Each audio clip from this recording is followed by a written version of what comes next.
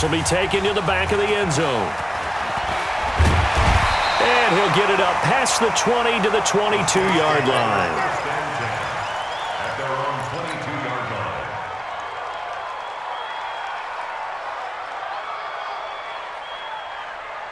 Getting set for their next drive, the New Orleans offense. And with the way this offense has played thus far, to be frank, they got to feel pretty grateful to be in the ball game. I would agree with you totally because they've done all of nothing offensively in this game, yet they still find themselves in a position on this drive where a touchdown can give them the lead. They need to take advantage of it. Well, they're still looking for that first touchdown here in the third quarter. All they have so far, the field goal. Here's a ball thrown right side and complete. And they're going to get this beyond the 40 before he's taken down. That one a gain of 20 and a first down. Now Breeze. He'll let it fly in the direction again. And that is incomplete. Took a shot there on first down, but he couldn't reel it in. He was trying to get it that time to Ted Ginn, and that'll bring up second down.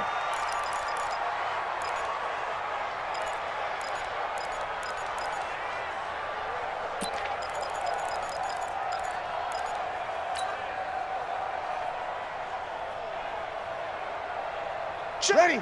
Yellow waiting, yellow waiting. You're not ready. Here's Murray, running right. Just a couple there on the second down run. Now they're staring at a 3rd and 8 situation. I have to think a major focus of the halftime meetings had to be figuring out how to create space for the running game to get operating. Well, what you pointed out to me at half seems accurate. That line has struggled to sustain blocks. Yeah, I would agree with that totally. They've got to focus on staying on their double teams at the first level, make sure that block's secured before they slide off, and try and chip someone at the second level.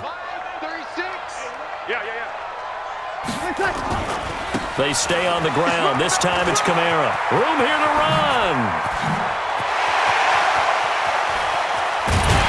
And they're going to have this in a great spot way down in Baltimore territory.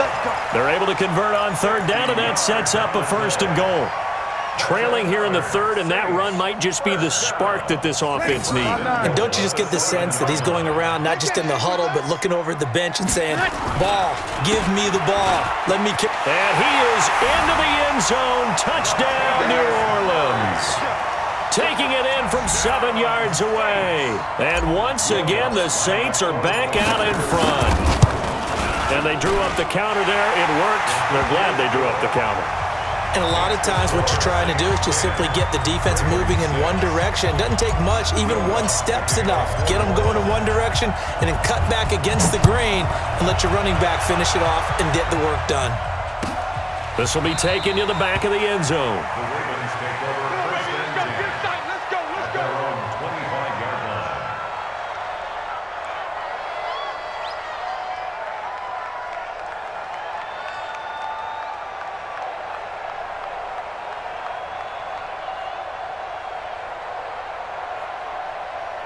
The Raven offense set at the line for this next drive. And now the Saints are going to take a timeout on defense. It's just their first, so 2 remaining as they burn one here in this third quarter.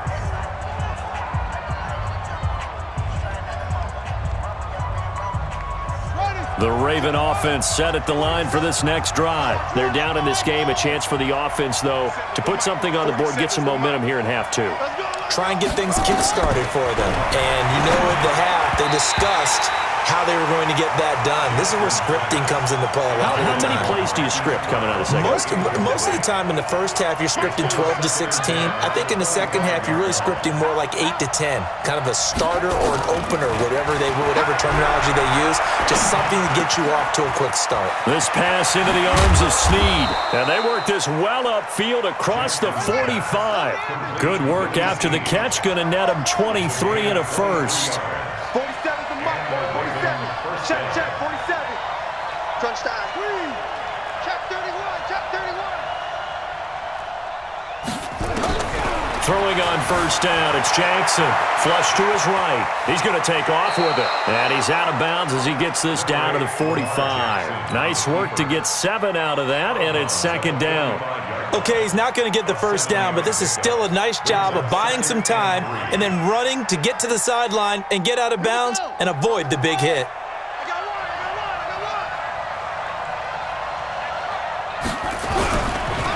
on second down, Ingram. And this won't be enough to pick up the first. A gain of 2, 3rd and 1. This is what happens sometimes when you abandon the running game. It's hard to get back to it because once guys get out of that mentality of firing out and hitting people, hard to get them started again occasionally. This is 3rd and 1. Very likely 4-down territory even if they don't get it, though. Mike's 47. Mike's 47. Know your job. 47 is the mic. 47 is the mic. Jackson from the shotgun.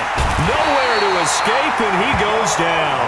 Kiko Alonso with a big-time sack on 3rd down. It's a loss of 7. I think normally we would talk about this more with basketball players and football players, but let's adopt it in this case. He's a stat sheet stuffer. Had the interception earlier, now a sack.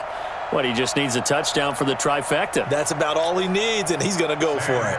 Here's Sam Cook now, as he should be able to pin him back deep here with his first punt.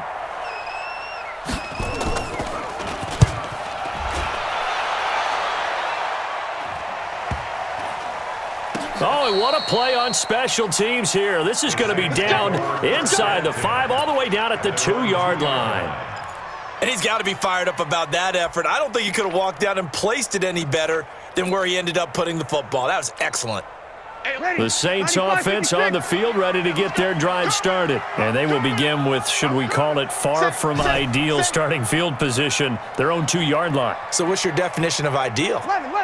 The 1-yard line on the other side of the field. Yes, exactly right. So, yes, your definition is apropos in this case. And he's going to get this up to the 24-yard line. 22 yards on the catch and run, a 1st down.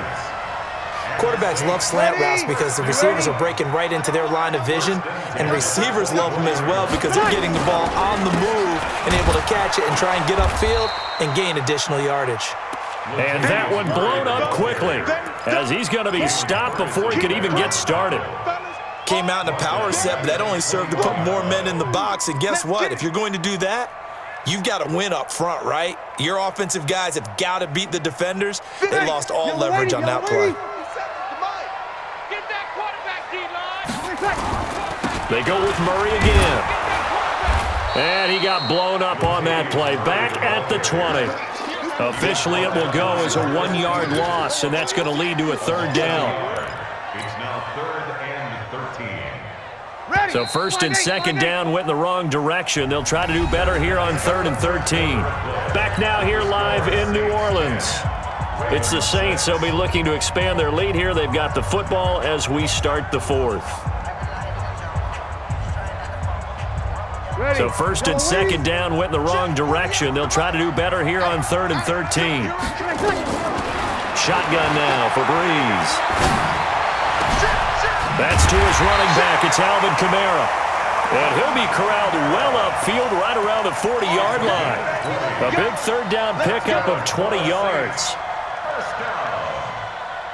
First and 10 at the 40. Breeze now, 5 straight completions here in this second half. 1st and 10. Breeze now. This is complete to Michael Thomas. The catch and run, good for 18 and a 1st down. These guys are running offense like you drive. The pedal is down, stomp down. How about that? Back-to-back completions. They are rolling. So much for being conservative and running that football. So in Raven territory now. Here's a 1st and 10 at the 42-yard line. And he works it past the 30, almost to the 25. He'll get 15 and a Saints 1st down. I think we're seeing the effect that runs like that are starting to have on this game. They're a little bit slower, that front 7 reacting to the football, almost like body blows in boxing, slowing them down, and they're really starting to take over in this game. And I think this defense knew what was coming as he is smothered behind the line. So a nice chunk play running the football followed by that, going in the wrong direction. Yeah, maybe so, but they don't seem to be that concerned about it because when you've got a big-time runner, you will trade a few of those for those big chunk explosive runs that he provides. Those add up over time, don't they? They call that a loss of 6 yards. And it's 3rd down now. We go 21. On 3rd and long, it's Breeze. He's going to let this go for the end zone. Cook's got it. Touchdown, Saints. Jared Cook, 36 yards. And the Saints able to stretch that lead out further. And he is a reliable target. They like to get him involved. They got him involved there for the score. And they should. He's a very good player. Remember, they can use him in certain positions, so many different spots, and he usually comes through for them. Lutz with the extra point, and that pushes the lead up to 11. This will be taken to the back of the end zone. Let's go! Let's go! Let's go! At their own 25-yard line.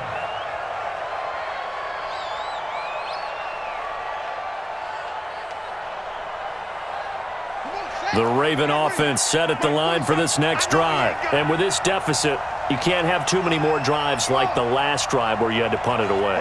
You know what I would tell my offense right here? The punter doesn't exist, guys. He doesn't even exist. He's not a team anymore. I just cut him, all right? So you've got to go out and create some offense for us here and give us some points. No way does that guy get on the field on this drive. Poor punter. Yeah, he went. And this is intercepted, and that should do it. Picked off by Kiko Alonso. And they take possession 2 yards away from